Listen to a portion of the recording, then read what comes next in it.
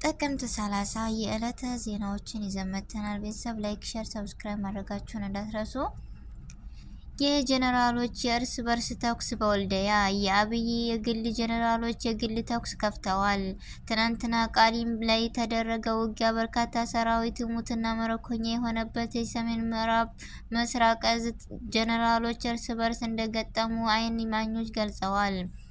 ወልዲያ እንጨት ተራ አርሶ አደር ህፃን ሆቴል በብስጭት ሲጠጡ ያደሩት ጀነራሎች ትናንትና በደረሰባቸው ከፍተኛ መርኮና የግንባር ሽንፈት ሲጨቃጨቁ ካደሩ በኋላ ጠዋት 2 ሰዓት ገዳማ ኃይል ጨምርልኝ ስልህ አልጨመርክልኝም፣ ብጨምርልህም አስማርከህ ነው የምትመጣው፣ ሙዲፍ ላስተኩስልህ አልነበር ወይ የሚል እርስ በእርስ ቃል ወደ መሳሪያ ተሸጋግረው እንደገጠሙ ምንጩ አረጋግጠዋል። የጀነራሎች ግብግብ ወደ አጃቢዎቻቸው ወርዶ እስካሁን 5 አጃቢዎችን እርስ በርስ አስተኩሰው እንደገደሉ የዓይን እማኞች ገልጸዋል። የዓይን እማኞች የነበረውን ሂደት ገልጸውኝ ግማሾቹ እዚያው ያደሩ ሲሆኑ የተወሰኑ ጀነራሎች ደግሞ ንጋት አካባቢ ወደ ሆቴሉ እንደተመጡና ሆቴል ላይ ከሴት ጋር ሲያገኟቸው እናንተ ሴት ጭን ስር ሁናችሁ ሰራዊቱ ቃል የሚል ነው ጭንቅጭቁ የተነሳውን ወደ መግደል ያመራው ሲሉ በቦታው ላይ የነበሩ የዓይን እማኞች ገልጸዋል። እርስ በርስ መገዳደሉና የቡድን ተኩስ ከፍተኛ ውጥረት ወደ ታችኛው ሰራዊት እየወረደ መምጣቱ ሀራ የሚገኘው ሰሜን ምዕራብ እዝ አዛዥ ጀነራል አሰፋ ቸኮለ ነገሩን ለማረገብ እየከፈነ ወደ ወልዲያ እያቀና እንደሆነ ለማወቅ ችሏል። በጸዳሉ ደሴ የሚመራው የጎንደር እዝ ጀነራል ነጋ ተገኘ ክፍለ ጦር እና በአማራ ፋኖ በጎንደር በተመሰገነው ውባንተ የሚመራው ሜጀር ጀነራል ውባንተ አባተ ተዋሪው ክፍለ ጦር እና በሻምበል አምሳሉ የሚመራው ጉና ክፍለ ጦር አለምበር ላይ በአንድ የአማራ ስሜትና መተማመን የአማራዊ ስሜታዊ ወታደር ለሰዓታት የፈጀን ውጊያ ይፈጽሙበታል። የወገንና ከአንድ መቋቋም ያቃተው የአገዛዙ ወታደር ወደ ደብረ ታቦር ወረታ እግሬ አውጪ ብሏል። እዚህ ግንባር የገባው የጠላት ጦር አብረው ሲንከራተቱ የነበሩ ጓደኞች አስክሬን ይዞ መውጣቱ አልቻለም። የጠላት ጦር መዋጋት ስነ ልቦና ተስኖበታል። ጠላት በአካልም በቁስል ኪሳራ ላይ ወድቋል።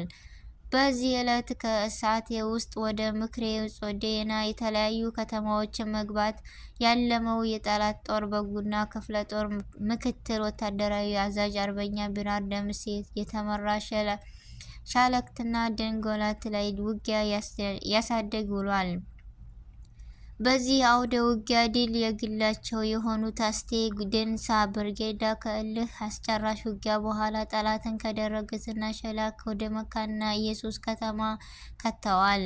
የምዕራብ ጎንደሯ መተማ በቁርጠኛ ልጆቿ አጣነው ዋሴ ክፍለ ጦር በሻጣ ተጋቡ መንፈስ በተባረው የአብይ ሸኔን መወር ጠባቂ አራዊት ሰራዊት ሲያሳድድ ውለዋል። የአብይ አህመድ ሰራዊት በቀጠናው ላይ በብዛት ከገባ ሳምንታት ተቆጥረዋል። ጠላት የመጨረሻ አማራጩ ያለው የምድርና የአይን ጥቃቶችን እየፈጸመ ይገኛል። ነገር ግን ትግሉ በፍትህ መሰረት ላይ የጸናው የአማራ ፋኖ ብርታትና ጥንካሬ እንጂ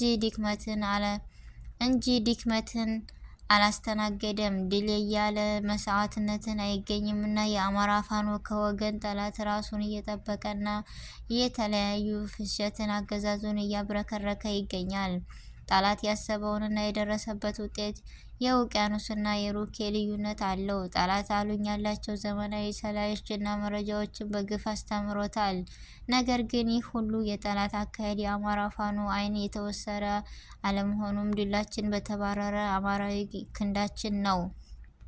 የአማራ ፋኖ እየተዋጋን እንሰጣለን፣ እየሰለጠንን እንዋጋለን። እነሆ የአማራ ፋኖ በጎጃም 8ኛ በላይ ዘለቀ ክፍለ ጦር አባ ኮስተር ብርጌድ ለ6 ወር ያሰለጠናቸውን ኮማንደሮች በዛሬው ዕለት በደማቅ ስነ ስርዓት አስመርቋል። የአማራ ፋኖ በጎጃም በተለያዩ አውደ ውጊያዎች ጠላትን ድል እያደረገ ባለበት የዚህ ወቅት የምናደርገው የህልውና ትግል በድል ለመቋጨት ነው ሲል ገልጿል። በሜዳ ወረዳ በተጨማሪ ኃይል ለማስገባት የሞከረው ገዳይ ቡድን በአጼ ዳዊት ክፍለ ጦር ፋኖዎች ሲያረግፉት ዋሉ።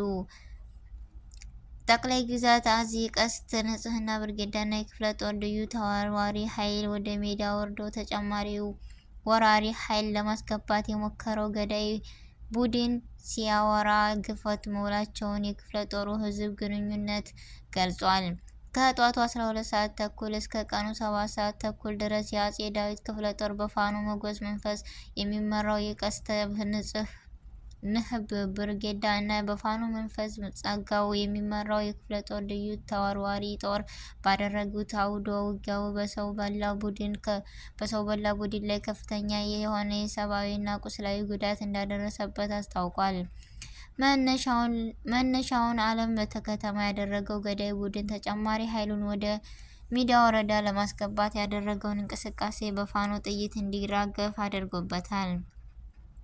በአጼ ዳዊት ክፍለ ጦር ልዩ ተወርዋሪ ዘመቻ ንስሮች ዓይን ላይ የወደቀውን የጠላት ኃይል አዋሶ ጨበሬ እስከ ጨለማዊት ድረስ ሲገፋው የዋለውን አስታውቋል።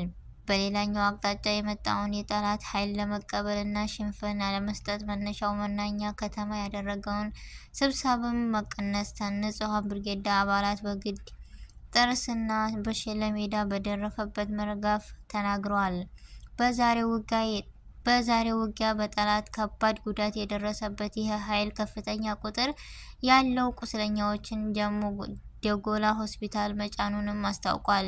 በቀላሉ ተጎድተዋል የተባሉ ደግሞ መነሻ ከተማ የሚገኘው ሆስፒታል ማስገባቱን የውስጥ አርበኞችን ባደረሱ ሰዎች መረጃዎች ማስታወቃቸውን ለክፍለ ጦሩ ህዝባዊ ግንኙነት መረጃውን አቅርቧል። በጁበላ ጎተራ ብልጽጋ ፋኖች ዛሬ የሰው በላውን በደብረ ማርቆስ ቡድን ሲያረግፉት ዋሉ። በጎጃም በ6ኛ ክፍለ ጦር ጁባላ ጎተራ ብርጌዳ ፋኖች የሰው በላውን ቡድን 3 ፓትሮች ሙሉ አስክሬንና 2 ፓትሮል ቁስለኞች አድርገውት መዋላቸውንም የብርጌዳ አመራሮች ገልጸዋል። ዛሬ ይላሉ በማርቆስ ከተማ ዙሪያውን ባወቀ መምህራን ኮሌጅ በመለስ ፖለቲካ በቅዱስ ሚካኤል በቅዱስ ማርያም አብያተ ክርስቲያናት እንዲሁም በቴሌ አካባቢ ከፍተኛ ንቅናቄ ሲደረግ መዋሉንም ተናግሯል። በእነዚህ ቦታዎች በነበረው እልህ አስጨራሽ ውጊያም የሰው በላውን ባንዳውን ቡድን በፋኖ ጥይት ሲረግፍ ውለዋል ብለዋል። በፋኖ ጥይት የተፈረደመው 2 ፓትሮል ሙሉ ሬሳውንና 1 ፓትሮል ሙሉ ቁስለኛ ሲሰበስብ መዋሉንም አስታውቋል። በአካባቢው አሁንም ጦርነቱ የቀጠለ ሲሆን የሞተውም ሆነ የቆሰለው ሰው ባልና በአንድ ቡድን ቁጥርም በዚህ በላይ የሚሆን የሚችልም ገልጸዋል። የዛሬው መረጃ ይሄን ይመስል ነበር። ቤተሰቦች አመሰግናለሁ።